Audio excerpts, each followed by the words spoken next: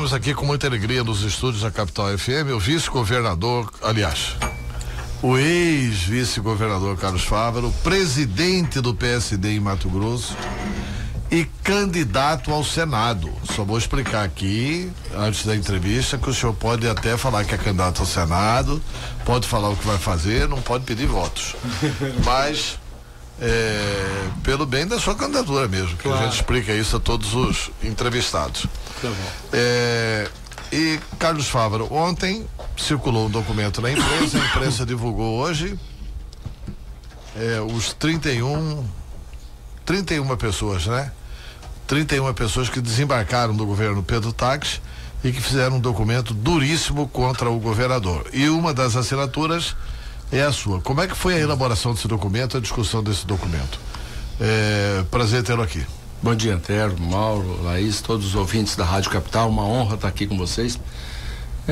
Esse é um documento que foi construído com tristeza, Antero. Você pode observar que todas as assinaturas são de pessoas que acreditaram, que sonharam, que se empolgaram, que trabalharam para que Mato Grosso tivesse um governo que fosse proativo, que resolvesse os principais gargalos dos mato-grossenses, e chegado a hora de discutir uma eleição em 2018, ter que redigir um documento como esse, apresentar as feridas do governo, apresentar as insatisfações, certamente foi motivo de muita tristeza para mim pessoalmente, e tenho certeza que aos outros 30 membros que assinaram essa carta e tantos outros mato-grossenses que têm o sentimento de decepção aflorado neste momento, mas também com a convicção de que Mato Grosso é um estado muito forte e a certeza de que podemos oferecer à sociedade um movimento de reconstrução, um movimento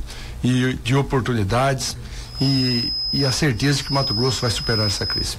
Agora, vice-governador, bom, Carlos Fávaro, tem que chamar agora, né? Porque não dá para chamar mais de vice-governador. É o vício, né?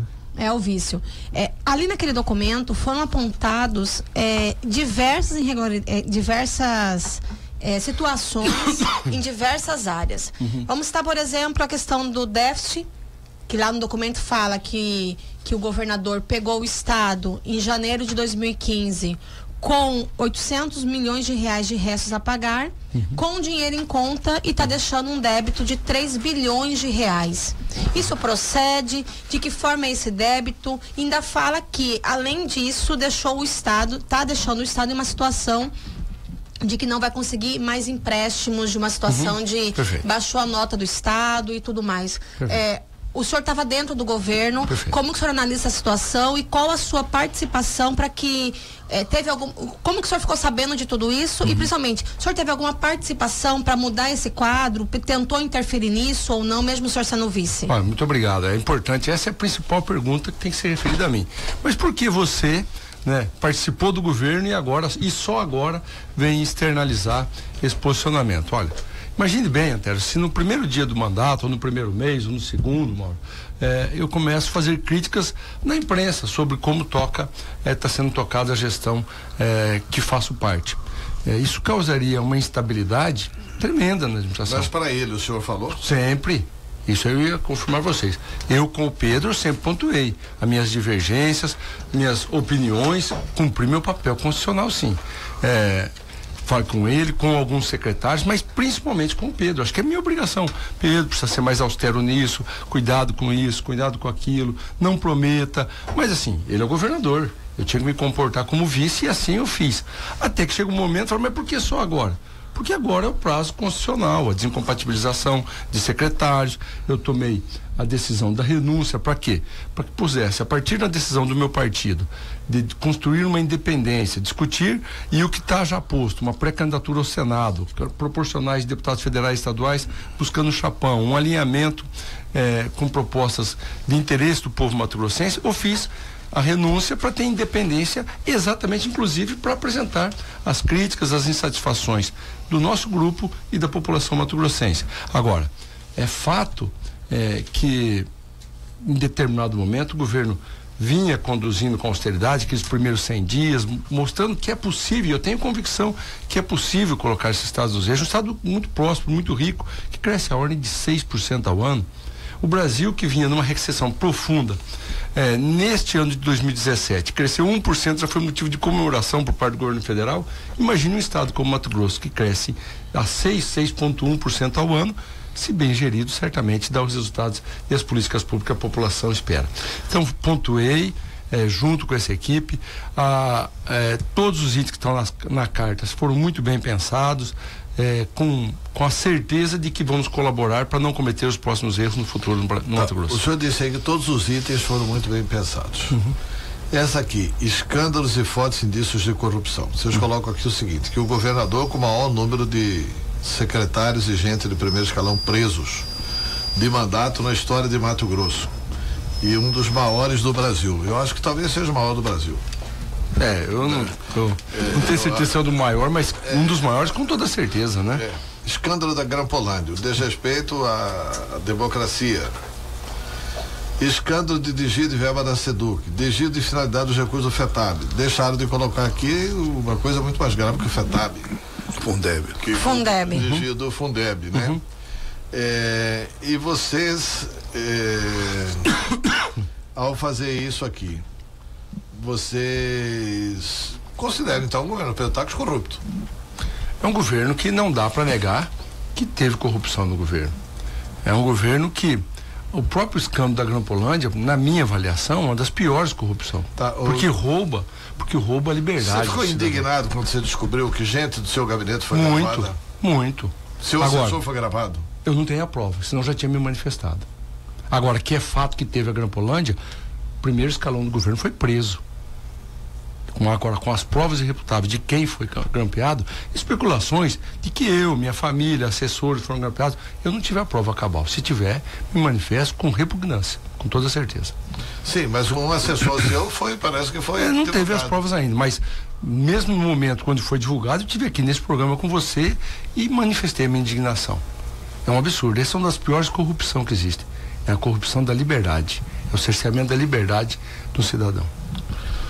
Eu gostaria de fazer política ou você ainda vai... Não, eu queria ter um questionamento em relação ao documento, ao manifesto. O manifesto pontua algumas coisas, como a questão econômica que o Otero citou aí, mas de uma forma muito genérica. Quebrou o Estado. Tudo bem, mas o que foi que errou? Quais foram os erros de gestão? Porque logo em seguida coloca a questão administrativa, de incapacidade administrativa, etc. E me parece assim, que ficou de uma forma muito genérica, até um pouco leviana, porque não cita, olha, errou nisso, naquilo, né? Ela fala, quebrou o Estado. Quebrou o Estado não é verdade, né? Pode ter o Estado com dificuldades, mas daí para quebrar o Estado, né? Mas veja bem, Mauro, há uma situação de extrema dificuldade. O Estado de Mato Grosso, como nós dissemos na carta, tinha um resto a pagar de 800 milhões de reais quando assumimos o governo em 2015. E hoje tem resto a pagar de mais de 3 bilhões de reais. Alguns dizem que vai chegar a 4 bilhões de reais no final do ano. Um Estado que teve a nota rebaixada de letra B para letra A, e isso impossibilita de tomar empréstimos. Um Estado que tem a sua economia pujante, mas que não honra o compromisso com os fornecedores. Mais de 5, 6 meses com a saúde atrasada, os municípios repasses constitucionais com a saúde, com a educação. Um Estado que não paga os repasses dos poderes em dia. É um Estado quebrado, sim. É um Estado que falta austeridade, comando, gestão, porque a arrecadação cresceu nesse período. O novo é controle. Esperava 15, 17 bi, teve 25 a 25 bi. Então o que faltou é 10 bilhões a receita. Então é muito claro que quebrou, sim. É má gestão. Não, mas não quebrou porque é má gestão, essa é outra coisa. Mas quebrou o Estado, não. Tem 25 bi de arrecadação. Esse aí quebrou o Estado, não vai quebrar o Estado nunca. O Estado não fala. Não vai entrar em RJ, né? Não vai entrar em RJ, ele não vai ter recuperação judicial. Claro. Então, assim, o Estado não fala e o Estado, com um ano de boa gestão, recupera. Não tenho dúvida disso, 1 ano, 2 anos. Agora, vai deixar consequência. Entrega o governo pior do que recebeu. Isso é um fato concreto. É simples, pegou a nota do rating do Estado, né? Dito pelo STN, como B e devolve contra C. Letra C, não pode adquirir nenhum empréstimo, vai precisar reconstruir essa credibilidade do Estado para acessar novos financiamentos, novos empréstimos. Então, assim, entrega um Estado pior do que pegou, com toda certeza. Tá, tem bastante pergunta aqui pelo Facebook. Tá. Aqui eu tenho o Reginaldo Santos. Bom dia, Antero. Sou o Reginaldo de Rondonópolis. Gostaria que fizesse a seguinte pergunta para o Fávaro. Lei Candir Fex não é um câncer para o nosso Estado? Recebemos anualmente aproximadamente 500 milhões de compensação, sendo que o correto seria 5 bilhões.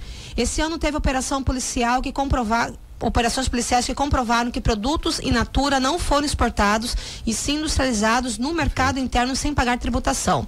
Nossas BRs em Mato Grosso não têm estrutura para escoamento. Carlos Fávaro, candidato ao Senado, qual sua opinião dos fatos acima e qual será a sua bandeira de luta caso seja eleito? Tá bom. Muito obrigado, Reginaldo. Excelente a sua pergunta. Primeiro, a Lei Candir é uma lei muito importante para o Brasil. Ninguém ganha competitividade no mercado internacional exportando imposto. Então, isentando a exportação de produtos, nós ganhamos competitividade. A balança comercial brasileira é superavitária, gera empregos aqui dentro, gera oportunidades. O problema da Lei Candir é que o governo federal faz bondade com o chapéu alheio. Ele não fez a compensação devida aos estados e municípios. E isso é uma discrepância. O Estado não pode pagar a conta, o município não pode pagar a conta, como ele mesmo disse, de mais de 5 bilhões de reais por ano. É importante fazer a revisão da lei Candir para que o governo federal faça as compensações devidas. Não dá para Mato Grosso, Minas Gerais, Pará pagarem pelo superávit da balança comercial brasileira. Com relação ao desvio, a sonegação de impostos, algumas empresas que não pagam ICMS dizendo que exportou e não exportou, isso é crime. Polícia em cima de bandido que bancam essa corrupção. E com relação aos meus projetos, se for senador, o Brasil precisa parar de ser o país do futuro e virar o país do momento, deste momento, se impor como tal. O Paraguai, que era o país do contrabando, o país da falsificação, fez as modernizações e vive hoje um momento de prosperidade. Fez os enfrentamentos necessários. A energia elétrica do Paraguai custa metade do que custa no Brasil, gerada numa usina binacional brasileira e Paraguai. O combustível consumido no Paraguai, boa parte dele é produzido pela Petrobras, uma empresa brasileira, mas lá custa 1/3 do que custa aqui no Brasil. Os encargos trabalhistas no Paraguai são da ordem de 30%, aqui no Brasil é de 100%, o que significa que custa mais para a empresa ter um empregado, o dobro do que ele custa na folha, e ele não pode, e o trabalhador ganha menos do que ganha um trabalhador no Paraguai. O Brasil precisa se modernizar. São bandeiras, e as pessoas falam, mas por que o governo faz isso? Isso é culpa do governo. Tem que separar as coisas, o que é de responsabilidade do executivo e o que é do legislativo. O presidente Temer quis fazer o enfrentamento da reforma da Previdência. Quem se omitiu foi o Congresso Nacional. Tem que fazer esses enfrentamentos, a modernização da legislação brasileira, preparar esse país para que ele possa atrair capital, para que ele possa investir e, principalmente, gerar oportunidade para os brasileiros. Aqui no estado de Mato Grosso, nós temos que fazer esse enfrentamento. Não é possível o Mato Grosso ver milhares de toneladas de soja passando nas rodovias, milhares de toneladas de algodão, um super produtor de carne bovina, frangos, suínos, e essa renda ser concentrada em apenas meia dúzia de pessoas. Não, e não tem a ferrovia. Não tem infraestrutura. E não tem as hidrovias. Não tem infraestrutura. É um absurdo isso. Nós temos que preparar o estado de Mato Grosso para os mato-grossenses, sem demagogia. Qualificar. Eu pediria ao senador, ao candidato do Senado, Carlos Fávaro, que fosse mais rápido nas perguntas para dar chance. Tá bom. Do maior número de perguntas. Tá, aqui tem outro internauta, o Benedito Ribeiro. Pergunta ao Fávaro: o senhor fez parte do governo durante quase toda a gestão. Como vice-governador e até secretário, assinar a carta divulgada ontem não é um atestado de incompetência? A pergunta de Benedito Ribeiro. Olha, é com muita tristeza, Benedito. Não pode ter certeza que não fiquei feliz de assinar essa carta, não, porque eu queria que Mato Grosso desse certo. Eu queria que essa gestão estivesse entregando os resultados e os compromissos firmados em 2014. Você pode dizer também, por que só agora falou?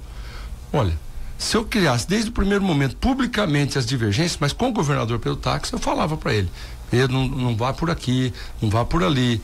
Mas ele é governador, eu tenho que me portar como vice. Quando tive participação dentro do governo, eu fiz com muita dedicação. Na vice-governadoria reduzimos os custos, atendemos mais de 12 mil pessoas. Quando fui à frente da Secretaria de Estado do Meio Ambiente, me dediquei 20 meses e tenho certeza que entreguei uma secretaria menos atrapalhadora e mais eficiente. Tá, o governo sem comando e tal, segundo você está relatando, levou a esse estado ineficiente. Agora, e o PSD sem comando vai aonde? O PSD não está sem comando. Ué, mas o PSD acaba de tomar uma decisão e 4 deputados estão bulhas por a decisão do PSD. Não, naturalmente. 4 deputados estão dizendo que negativo vão com o Pedro Táxi. Ou eu estou ouvindo mal? Estou lendo mal. Não, estou enxergando mal, porque é o que eles falam nas entrevistas. Não, olha, o partido... Aí mostra que o PSD estaria à deriva. Não está à deriva. Quem está mandando? É a decisão coletiva ou são os 4 deputados? Não é mandando, acabou o caciquismo no PSD. Acabou, manda de cima para baixo, quem decide e os outros que obedeçam. A gente democraticamente discute os rumos do partido. Você pode dizer também que o Democrata... continua deputado e o Democratas também tem gente que pensa que deve continuar com o Pedro, gente que deve... isso a gente pergunta para o Democratas. É isso, o PP também, o PP também, os outros partidos. É natural neste momento. Mas o PSD, eu vou responder do PSD para você. Eles vão ser candidatos no PSD e apoia quem quiser? Não, vamos ser. O que está muito claro já dentro do PSD, primeiro, nós temos uma pré-candidatura ao Senado e todos convergem para isso, todos apoiam uma pré-candidatura ao Senado. Nós temos candidaturas a deputados federais e candidaturas a deputados estaduais e todos estão unidos nessa... Tá bom, mas vamos pegar só essa frase sua. Nós temos uma candidatura ao Senado e todos apoiam. Quer dizer que se os 4 deputados apoiarem a candidatura ao Senado, eles não precisam ter compromisso com a candidatura a governador que o senador apoia. Eu ainda não disse isso, eu ainda não cheguei nesse ponto. Agora, o que nós combinamos que é de agora até as convenções, que é o momento de decidir. 4 deputados entendem que deve continuar apoiando a candidatura do governador Pedro Táxi. A imensa maioria dos filiados do partido já se manifestaram que não querem mais esse apoio. O que temos combinado entre nós é que até nas convenções a maioria decide o palanque que nós vamos estar. Tá, e aí da hora que decidir? Aí eles continuam apoiando. Todos têm obrigação, daí não é baderna. Aí acaba a democracia e entra a baderna se não seguirem. Aí tem que todos apoiarem o palanque que o partido vai estar. E aí o partido vai punir, se for necessário? Não vai dar legenda, se for necessário? Eu não tenho. É isso que preciso saber. Eu não tenho nem dúvida que todos estarão no mesmo palanque. Eu nem trato com essa hipótese. Entendeu? Estarão todos no mesmo palanque. Tem um monte de perguntas chegando aqui que olha. Vamos dar prioridade. Acho que o Carlos só tem que vir mais aqui, que movimentou a internet aqui, hein? Aqui eu tenho, o Benedito já foi, o Alexandre Jorge. Grande Carlos Fávaro, uma pena sua saída, pois o programa de internet para todos seria muito bom aqui para a região de Porto Alegre do Norte. Mande um abraço ao meu amigo Cotia. De Porto Alegre do Norte. Mas não interfere em nada. Muito obrigado pela manifestação. O programa Internet para Todos é um programa do governo federal. O ministro Kassab continua pilotando isso no Ministério da Ciência, Tecnologia e Comunicações. No mês de maio ao mês de junho deve começar a instalação das antenas e tenho certeza, vai trazer internet de qualidade aos municípios que ainda não têm, trazendo dignidade e oportunidade aos cidadãos dessas regiões. Aqui tem o Pedro Ribeiro Filho, tem o Walter Santos que disse bom dia, Pedro Ribeiro Filho. Tá dizendo, não convence, muito fraco. Mato Grosso merece algo melhor, precisa de mais dedicação e postura. Fez parte do governo durante 3 anos e agora o governo é corrupto, uma manifestação do Pedro Ribeiro. O Walter Santos, gostaria de saber do candidato ao governo de Mato Grosso, do Senado, o Senado, qual a sua proposta para os servidores públicos de Mato Grosso? Somos 100 mil servidores públicos. Está prejudicada essa. Está falando de proposta, não tem como. Carlos Fávaro, como mudar o caos da falta de UTI no Mato Grosso? A pergunta de Cleberson Brandão. E também quem está aqui falando que está sintonizado é o Nilvan Ribeiro Roberto, vice-prefeito de Cuiabá. Legal, um abraço para o Nilvan, um abraço a todos os ouvintes. Olha, a falta de UTI é pura gestão. O estado do Mato Grosso precisa ser mais bem gerido, o dinheiro público tem que ser gasto com critério. Não dá para nós simplesmente inaugurarmos UTIs, inaugurarmos e não nos preocuparmos com o custeio. É controle, boa gestão, repasses em dia, pontualidade. Se você não pode pagar 2.000, você repactua, se paga 1.500, mas esteja pontualidade. O governo fica no discurso e no pouco resultado. Tenho certeza que o estado que arrecada tanto como o estado de Mato Grosso, com boa gestão, com austeridade no dinheiro público, vai cumprir os seus compromissos e manter as UTIs abertas. O senhor coloca essa questão da austeridade como uma questão determinante para o desequilíbrio, o desajuste fiscal. Não tenho dúvida disso. O governo tem falado o seguinte, aumentou muito o custo da folha por conta de aumentos que foram concedidos, reajustes, etc. E a folha compromete hoje grande parte dos recursos públicos. Esses reajustes, obviamente, foram concedidos no governo Silval e não foram contestados no governo do Pedro Taques. Como é que o senhor vê essa questão? É a folha ou é realmente a falta de gestão? Olha, a folha cresceu sensivelmente nesses últimos 3 anos. Mas os servidores públicos é muito importante para o estado de Mato Grosso. Os servidores públicos merecem ter uma boa remuneração. Mas o que eles precisam ainda mais é ter a segurança de que em dia receberá o seu pagamento. Não adianta simplesmente você dar o reajuste e depois atrasar o salário. Se um servidor recebe um reajuste de 6% ao ano, como o RGA do ano passado, mas fica vulnerável com o atraso do pagamento, ele paga 6%, 7% ao mês do juro do cartão de crédito, do cheque especial, porque não tem a certeza de receber em dia. Então você tem que ser tratado com seriedade. Olha, nós vamos recompor o déficit inflacionário no seu salário desta forma, assim, assado, talvez 2% esse mês, 2% o mês que vem, 2% na virada do ano, mas cumprir integralmente e a pontualidade do salário. Foi conversa franca com o servidor, mostrar que ele merece o reajuste, é importante, é constitucional, mas não pode correr o risco do atraso de salário, porque senão o atraso de salário penaliza muito mais do que pagar o RGA em dia, como foi proposto. Aí ele entra no cheque especial, ele entra no cartão de crédito e vai embora aquele reajuste dele. O servidor precisa ser tratado com respeito, precisa ser tratado com bastante transparência, combinar e cumprir no dia certo. Tem pergunta aí? Não, tem bastante perguntas, mas infelizmente não vai dar para fazer todas, né? E aqui já começou, um defende pelo táxi, aí o outro já tá defendendo o Carlos Fávaro, o pessoal tá se mobilizando aqui na... Aí são opiniões, depois a gente registra as opiniões. Mas Carlos Fávaro vai ser senador em qual chapa? Eu vou ser na chapa que tiver confortável, tiver a certeza de que teremos alicerce, boas propostas, compromisso com o povo de Mato Grosso. Tá, quando você diz assim, está confortável, como é que está aquela situação sua com o Pivetta? Que o Pivetta chegou a falar publicamente o seguinte, Carlos Fávaro fora daqui. Já voltaram a conversar? Como no primeiro momento era compreensível, o Pivetta já estava saindo do apoio ao governador Pedro Taques e eu ainda estava como vice-governador. Então era divergente essa situação. A partir do momento que eu renunciei e tive liberdade de conversar com todos os partidos, nós voltamos a conversar. Primeiro, podia haver algum resquício da eleição de Lucas do Rio Verde. Normal, natural. Nós divergimos lá, mas no campo das ideias. Nunca no campo pessoal. Por isso foi fácil. Não teve desrespeito. Não, em hipótese alguma. Então foi fácil. Nós começamos, entendemos as divergências locais. Mato Grosso é muito maior que Lucas do Rio Verde. Nós temos que pensar no estado de Mato Grosso. Estamos fazendo. Eu, Pivetta, Mauro Mendes, Zé Caviana, Adilson. Você admite, então, ser senador até na chapa do Pivetta? Se for isso que o nosso grupo político determinar, vou com toda certeza. Inclusive, o Lucas do Rio Verde pode ser mostrado como um exemplo de gestão. Mas vocês divergiram lá, agora vai dizer que é um exemplo? Claro. Quando nós fizemos a campanha lá em Lucas do Rio Verde propondo mudança, mas era mudança com segurança. Nós não atacamos aquilo tudo que foi feito com muita qualidade em Lucas do Rio Verde. E aí por isso tivemos sucesso na eleição. Pode sim ser levado como exemplo as gestões de Lucas do Rio Verde. Tá certo. Carlos Fávaro, 1 minuto para o senhor encerrar, o senhor dizer o Mas seguinte. Já? Eu só fiz 2 perguntas. E eu fiz uma, Mauro. Você tá no... Não, 2-1. Não, até nessa questão da porque assim, no mesmo balaio tá aí Jaime Campos pretendendo, o senhor pretendendo. Não assinou. Não assinou, mas tá no partido que tem o Mauro como né, possível candidato, assim como o Pivetta. Tem Jaime, tem Mauro, candidato a governador, né? Eu tô falando do candidato ao Senado. Tem Jaime, Adilton e Adilson. Adilton. Né? E aí, mas tem duas candidaturas aí. Tem duas candidaturas majoritárias.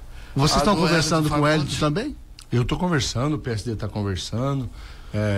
Quero entender como é composta o time que está com o Hélio Fagundes, os pilares de uma proposta que ele quer levar à população mato-grossense. O PSD tem essa liberdade, mas tenho certeza, e a minha opinião pessoal é que nós devemos, com muita sabedoria, convergirmos numa eleição plebiscitária. Os que avaliam a gestão Pedro Tax, né, têm a oportunidade de renovar e dar o mandato para ele mais uma vez. E os que divergem, nós, com muita sabedoria, construirmos uma candidatura à oposição. Uma candidatura só? É a minha defesa pessoal, é que faça uma candidatura só, que seja uma eleição plebiscitária. Dificulta a vida. De quem? Do governador ou não? Da minha opinião, dá uma eleição Pedro Tax. Da eleição. Pro Pedro Tax. Eles vão facilitar a vida do Pedro Tax. Vamos, né? A eleição vai dizendo. A eleição diz, exatamente. A eleição diz.